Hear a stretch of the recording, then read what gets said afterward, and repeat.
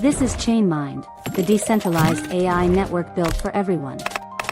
Just search ChainMind on Google, sign up, download the app, and you're in. That's it. You've joined the network. Run it on any device, phone, laptop, or server. Why ChainMind?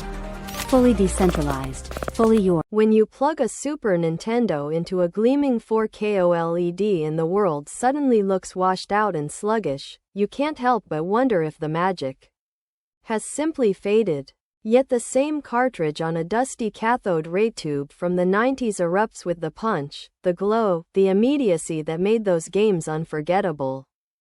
Why does a piece of hardware that's older than most of us still make pixels feel alive, while the newest screens sometimes feel sterile?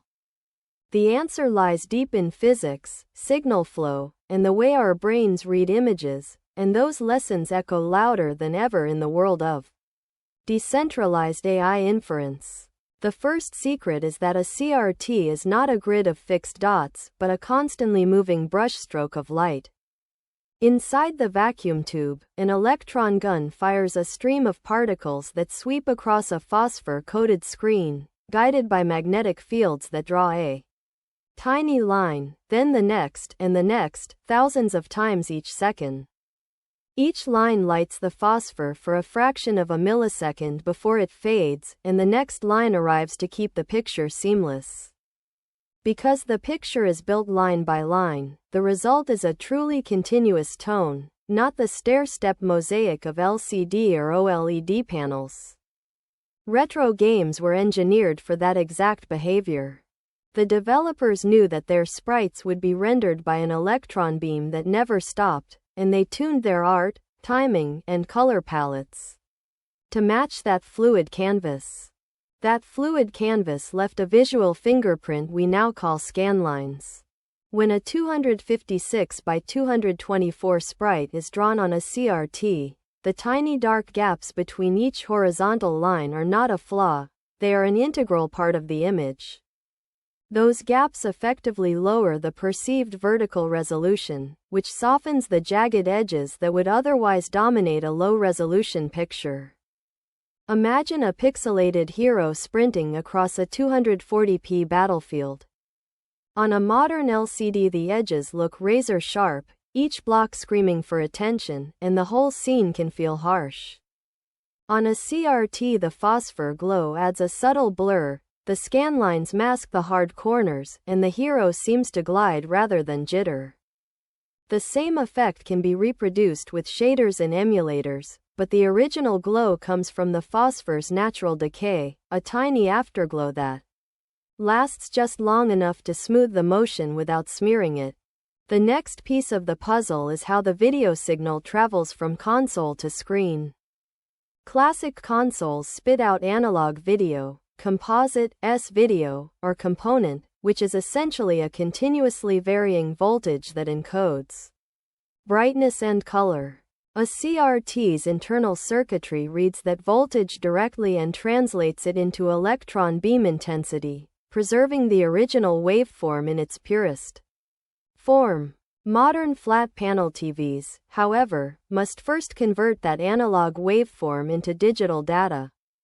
They sample the voltage at a fixed rate, often 30 kHz for a 480i signal, then stretch those samples to fit a native resolution of 1080p, 4K, or higher. That conversion introduces three major artifacts. First, interpolation blur. The scaling algorithm fills in missing pixels, smoothing the image but also erasing fine details that the game designer deliberately placed. Second, color banding. Limited sample depth means subtle gradients become visible steps, turning a smooth sky into a staircase of tones. Third, noise amplification. Any electrical noise present in the original signal gets magnified when it's stretched across millions of pixels, turning a faint hiss into a distracting grain. By bypassing digital conversion entirely, a CRT delivers the signal exactly as the console intended, preserving tonal range, contrast, and the delicate balance of shadows and highlights. Color fidelity is another arena where CRTs have the edge, thanks to their characteristic gamma curve. Gamma describes how luminance grows with voltage, and CRTs typically sit around a gamma of 2.2 to 2.5. Game developers in the 80s and 90s calibrated their palettes to that curve, ensuring that a dark red would appear as a deep, moody hue rather than a washed-out pink. Most modern displays assume an sRGB gamma of roughly 2.2, but many also apply their own color management pipelines that can shift the intended look. Without proper gamma correction, a retro game can look either too dark, swallowing detail in the shadows, or too saturated, blasting the colors beyond what the original designers imagined. That mismatch is why a perfectly calibrated CRT can make a level feel atmospheric, while the same footage on a modern TV can feel flat or overly vivid. Latency is the silent killer that most casual gamers never notice until they try to race a 1996 karting title on a high-end monitor. CRTs have virtually zero input lag because the electron beam draws the image directly from the incoming signal. There's no buffering, no deinterlacing, no motion interpolation. The moment you press a button, the console's video output changes, the beam follows, and the picture updates. Modern panels, especially those that prioritize image enhancement, insert processing stages that can add anywhere from 10 to 50 milliseconds of delay. In fast-paced games, that lag translates to a noticeable slowdown between joystick movement and on-screen response, making the experience feel sluggish. Moreover, many retro consoles output at 60 Hz interlaced or 30 Hz progressive. CRTs handle interlacing natively, while LCDs must deinterlace, sometimes causing judder, flicker, or ghosting. The result is a smooth, buttery motion on a CRT versus a stuttered, slightly laggy feel on a modern screen. But the story isn't purely technical, it's also psychological. Our brains have been wired for decades to associate the warm amber of phosphor glow, the faint blur of scan lines, and the absolute black of a turned-off electron beam with authenticity. When an emulator adds a scanline overlay, it triggers that memory, but it's still a simulation. The original CRT delivers those cues organically, reinforcing the nostalgia and making the visual experience feel genuinely right.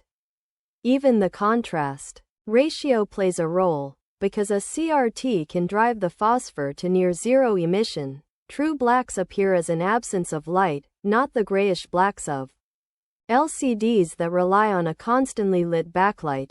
In shadow-heavy games like Castlevania or Silent Hill, that depth can be the difference between an eerie atmosphere and a bland, washed-out stage. Designers of today's panels have taken notes. Variable refresh rate technologies such as G-Sync and FreeSync attempt to emulate the fluid timing of CRTs, reducing stutter and input lag. Some modern TVs even include scanline emulation modes, and OLED panels can turn off individual pixels to achieve true blacks comparable to a CRT's phosphor off state. Yet the analog nature of a CRT, its continuous signal, instantaneous response, and intrinsic gamma, remains a hard target for digital reproduction. No amount of post-processing can fully recreate the way a CRT organically blends color and motion. So why does all this matter beyond the realm of nostalgia? At ChainMind we specialize in distributing AI inference workloads across a global mesh of edge nodes, and the parallels are striking. Just as retro consoles were built to match the quirks of CRTs, AI models can be tuned to the strengths of specific inference hardware. An edge sensor that captures analog audio or vibration data, for example, will deliver the most accurate results if the processing pipeline preserves the raw waveform, avoiding premature digital quantization that would strip away subtle nuances. Think of it as feeding a CRT a direct analog feed. The signal remains pure, and the output stays true to its source. Latency, again, is the holy grail. In a decentralized network, each hop adds potential delay. By designing protocols that skip unnecessary transformations, much like a CRT skips the digital conversion stage, we can shave milliseconds off the end-to-end inference path. That difference is critical for real-time applications, whether it's an autonomous drone reacting to obstacles or an augmented reality overlay that must stay in sync with a user's movements. The CRT's near-zero input lag serves as a reminder that hardware and software must work in concert to keep the pipeline lean. And there's a perceptual lesson too. When we visualize AI outputs, heat maps, segmentation masks, or anomaly detections, the way those images are rendered can influence how quickly a human operator interprets them. Applying the right gamma curve, respecting the display's native refresh rate, and even mimicking the subtle blur of scanlines can make complex data more digestible. ChainMind's UI frameworks therefore adapt their rendering pipelines to the characteristics of each device, ensuring that whether you're looking at a high-refresh gaming monitor or a low-power handheld, the AI's results appear as the creators intended. In the end, the allure of CRTs isn't just a sentimental trip down memory lane. It's a concrete illustration of how matching content to its native delivery medium preserves fidelity, reduces latency, and creates an experience that feels authentic. Modern displays can outresolve a CRT by orders of magnitude, but they must wrestle with digital conversion, fixed gamma, and processing overhead that inevitably alter the original signal. The same principles guide us at ChainMind. Honor the native properties of each node, keep the data path as direct as possible, and respect the perceptual cues that make information meaningful. So the next time you dust off that old television, pop in a cartridge, and feel that familiar rush of color, motion, and immediacy, remember it's not just nostalgia. It's physics, engineering, and a reminder that sometimes the oldest technology still holds the key to the most compelling visual storytelling. And as we push the boundaries of decentralized AI, those same lessons can help us deliver faster, cleaner, and more authentic results across the globe. If you want to stay at the forefront of this intersection between legacy hardware wisdom and cutting-edge AI distribution, hit that subscribe button. Follow ChainMind, and join us as we build the future one analog insight at a time.